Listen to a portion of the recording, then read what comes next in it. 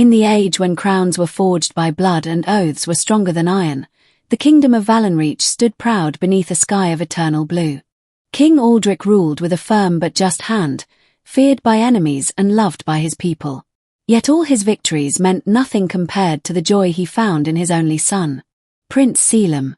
The boy was the light of the court, curious, brave, and kind beyond his years. He wandered the palace gardens barefoot, spoke gently to servants, and listened to old soldiers' tales with shining eyes. But beyond the kingdom's borders loomed the Ashen Mountain, a jagged spine of stone wrapped in black mist. Legends whispered that a witch lived there, older than the mountain itself, feeding on grief and fire. Aldric dismissed such stories as peasant fear, for he believed no power stood above a king's will. That belief would shatter the night the wind howled like a warning and the torches along the palace walls burned an unnatural blue. The abduction came without battle or sound. One moment, Prince Caelum slept beneath silk sheets embroidered with lions and suns.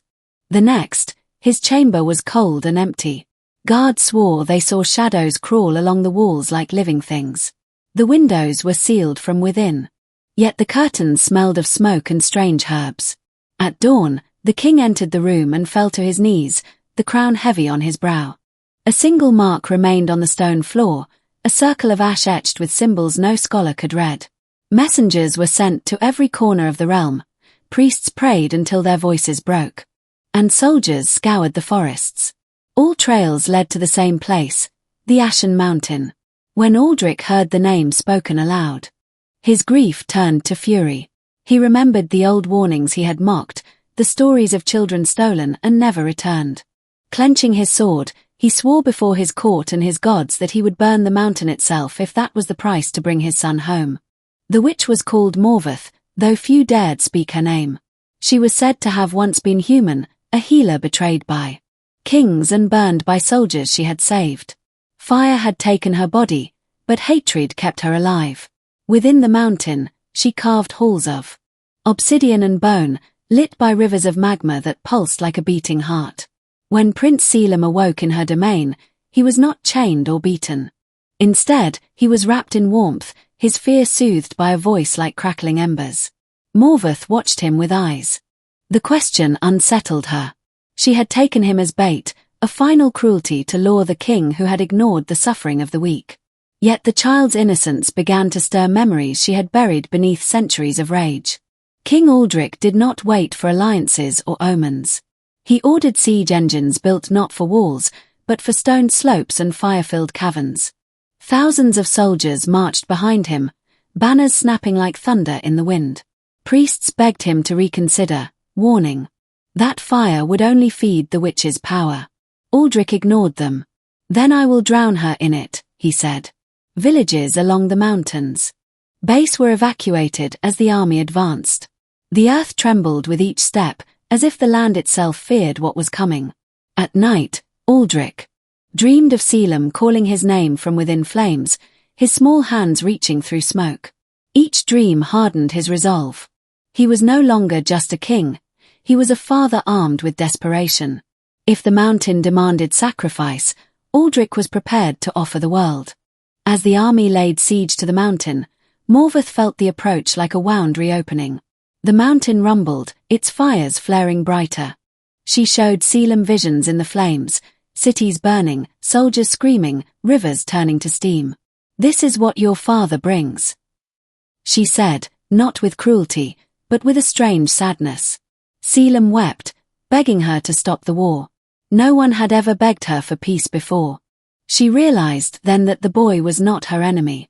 He was a mirror of what she had once been, torn between vengeance and a forgotten mercy. Morveth delayed her spells, allowing the army to climb higher. She told herself it was strategy, yet deep inside, doubt spread like a crack in cooling stone.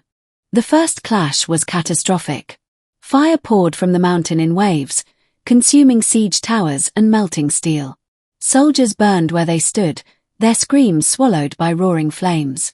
Aldric rode at the front, his armor scorched black, his beard singed. Each fallen man added weight to his oath. He ordered barrels of oil hurled into the caverns, turning tunnels into rivers of fire. The mountain burned, just as he had sworn. Yet with every explosion, Aldric felt his son slipping further away. The ground split, swallowing men whole, and ash fell like snow. Still, the king pressed on, driven by love sharpened into madness. Deep within the mountain, Caelum felt the heat rise and new people were dying for him. He confronted Morveth, standing small but unbroken before her towering form. "If you were hurt once," he said, "why hurt others the same way?" The words struck harder than any blade. Morveth screamed, the mountain shaking in response. Memories of her past flooded back, hands she had healed, faces she had trusted, the fire that had ended her life. For the first time in centuries, she saw herself not as a force of vengeance, but as a wound that never healed. The boy's courage kindled something fragile within her, regret. As the king reached the inner gates, Morveth appeared before him in a storm of flame. Aldric raised his sword, ready to die if needed. "Your son lives," she said, her voice echoing through the caverns. "But if you take another step, the mountain will collapse, and none of us will leave." Aldric hesitated. He saw Caelum standing behind her, alive, frightened, yet unharmed.